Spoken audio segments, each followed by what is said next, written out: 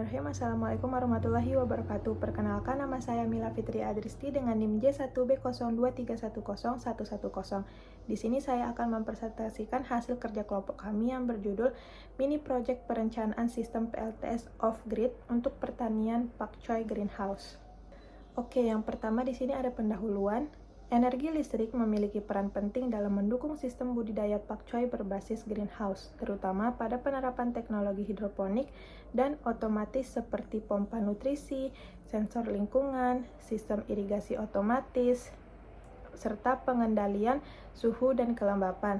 Pemanfaatan teknologi tersebut mampu meningkatkan efisiensi penggunaan air, nutrisi, dan tenaga kerja, serta menghasilkan pertumbuhan tanaman yang lebih optimal.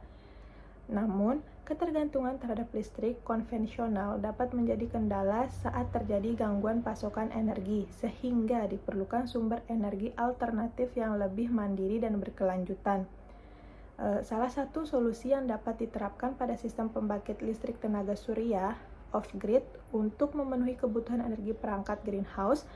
Oleh karena itu, dilakukan perencanaan sistem PLTS off-grid pada pertanian pakcoy di Kabupaten Lombok Timur, Nusa Tenggara Barat, sebagai upaya pemanfaatan energi terbarukan untuk mendukung budidaya yang efisien, ramah lingkungan, dan berkelanjutan.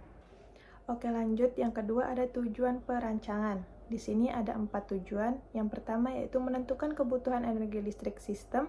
Yang kedua, menganalisis potensi energi surya lokal. Yang ketiga, merancang sistem PLTS off-grid yang sesuai. Yang keempat, menentukan spesifikasi komponen utama PLTS. Oke, di sini ada gambaran umum objek pertanian. Di sini ada parameter dan keterangannya. Di sini ada beberapa parameter. Yang pertama ada nama usaha pertanian atau perkebunan. Keterangannya kita di sini ada pertanian pakcoy. Yang kedua ada komoditas. Komoditas yang kita ambil pada kali ini yaitu pakcoy. Lokasinya di Desa Ketangga Jeraeng, Keruak, Lombok Timur. Luas lahan yang kita ambil yaitu 1 hektar dan ketinggian tempatnya ada 62 meter. Oke, lanjut. Di sini ada kriteria pemilihan lokasi, yaitu analisis potensi energi surya dilakukan menggunakan data yang diperoleh dari Global Solar Atlas. Data ini digunakan untuk mengetahui tingkat radiasi matahari yang diterima oleh lokasi penelitian serta memperkirakan kemampuan produksi energi listrik dari sistem PLTS yang akan dirancang.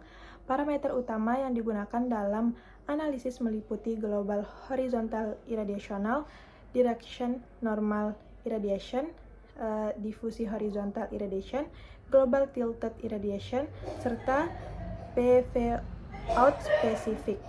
Parameter tersebut menjadi dasar dalam menentukan kapasitas sistem PLTS yang mampu memenuhi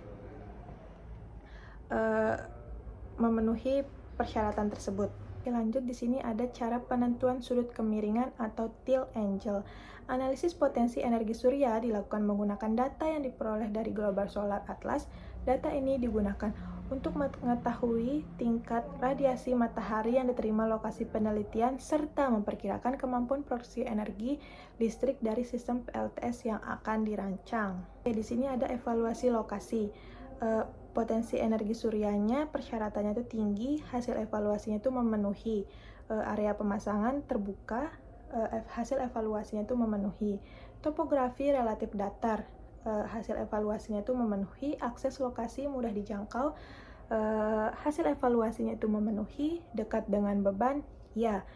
Hasil evaluasinya itu memenuhi. Potensi pengembangan itu sangat baik, hasil evaluasinya itu sangat memenuhi.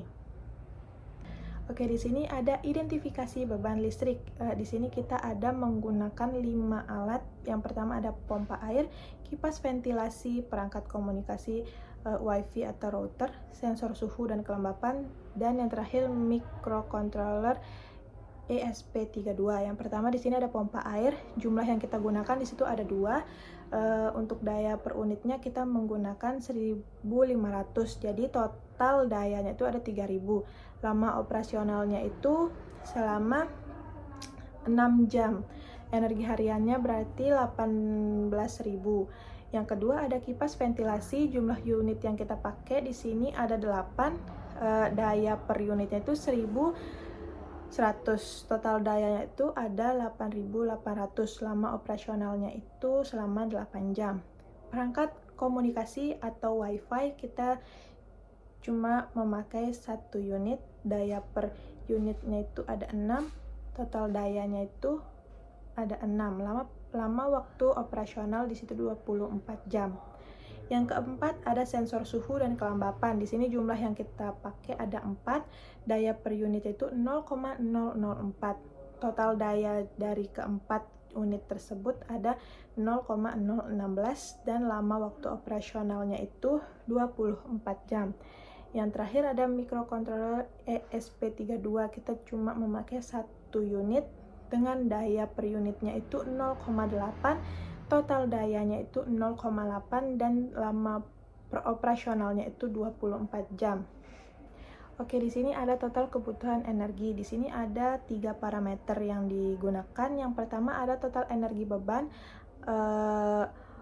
watt per hari. Di sini jumlahnya ada 70.963.058. Yang kedua faktor kehilangan sistem yaitu 20% dan yang ketiga energi desain yaitu 85,16.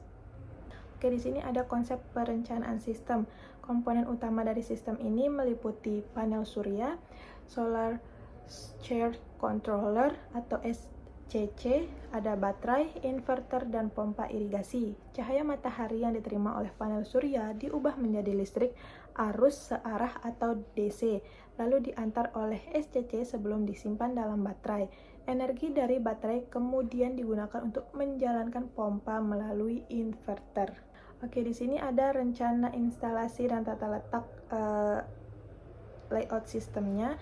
Instalasi sistem PLTS dirancang untuk mendukung operasi pompa irigasi pada lahan padi seluas 1,5 hektar are secara mandiri menggunakan sistem off-grid.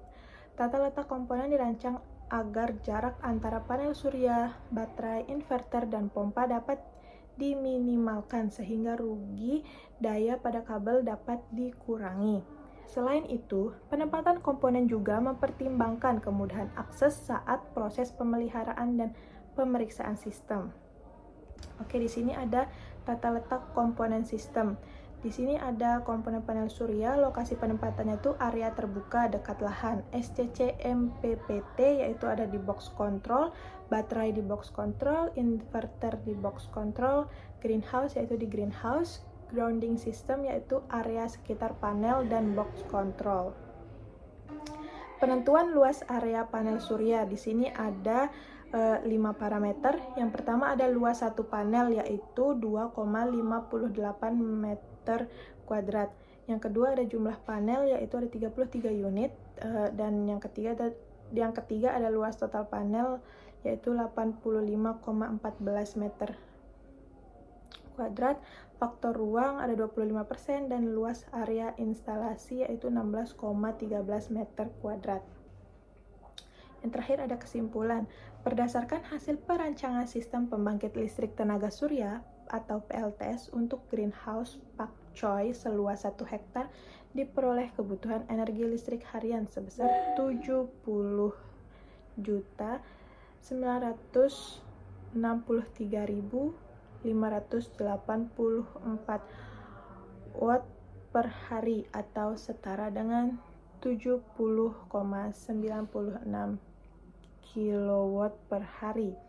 Sistem PLTS yang dirancang melalui kapasitas 22 kilowatt dengan menggunakan 40 unit panel surya monokristalin berdaya 550 WP dilengkapi inverter hibrid gelombang sinus murni 20 kW, solar charge controller atau SCC MPPT dan baterai LiFePO sebagai penyimpan energi. Hasil perhitungan menunjukkan bahwa sistem mampu menghasilkan energi sebesar 88 kWh per hari atau sekitar 32,120 kWh per tahun, sehingga dapat memenuhi kebutuhan operasional greenhouse seperti pompa, kipas ventilasi, sensor, suhu, dan kelembapan, serta mikrokontroler. Kebutuhan lahan pemasangan panel hanya sekitar 106,43 meter kuadrat, sehingga masih sesuai untuk diterapkan tanpa menggunakan aktivitas budidaya. Dari aspek ekonomi, investasi sistem PLTS sebesar 392.597.500 dengan estimasi waktu pengembalian modal atau BEP sekitar 3,5 tahun dibandingkan penggunaan genset diesel, sehingga sistem ini menjadi alternatif energi yang efisien, berkelanjutan, ramah lingkungan untuk mendukung pertanian modern. Oke, mungkin hanya itu yang dapat saya sampaikan. Kurang lebihnya saya mohon maaf. Wassalamualaikum warahmatullahi wabarakatuh.